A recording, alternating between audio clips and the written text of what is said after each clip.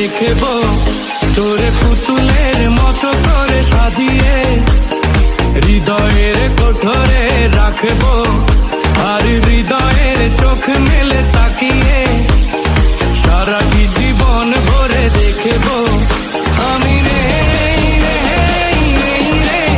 DHP Habib Wahid, please subscribe now.